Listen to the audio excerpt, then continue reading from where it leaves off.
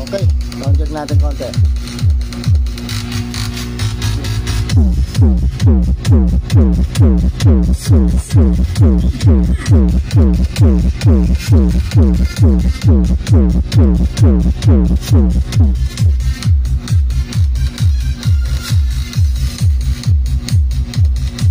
Mga kabuting-ting, share lang ulit. Gagawa tayo ng subscoop na 18 inches.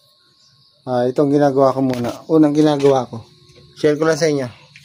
Unang ginagawa ko dito, yung plywood, nilalagyan ko muna siya ng sulignom para iwas tayo sa bukbuk, anay. Yan.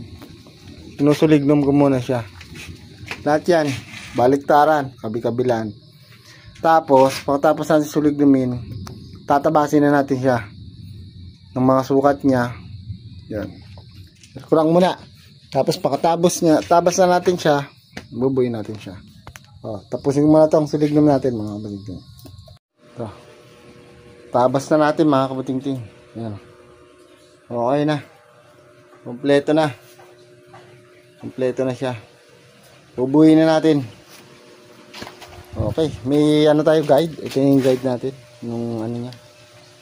Yun. Tapos, ito na yung mukha niya. Ito. Okay. Ito na yung mukha niya. Meron na siya mga naka-ready na ano, tinat. May mga tinat na siya. Tapos ito na yung mga shield na maliliit. Okay, kompleto na yan. Okay. Ito na yung iba. Kasi ito yung kakabit natin. 18 inches.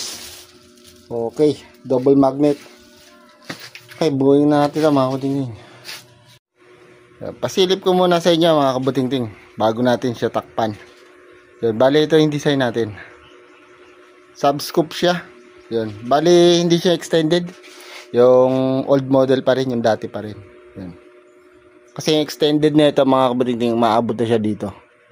Ito bali yung dati pa din siya. Kasi pagka pinaabot natin dyan, nagiging soft base siya. Medyo gusto ko yung hard. Okay, kaya sa dati pa rin natin siyang design.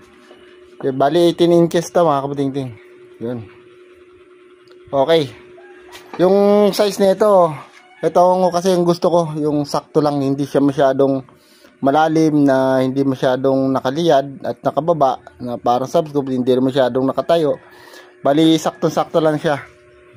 Pag gusto niyo sukat, mga kabuting-ting, bigyan ko kayo.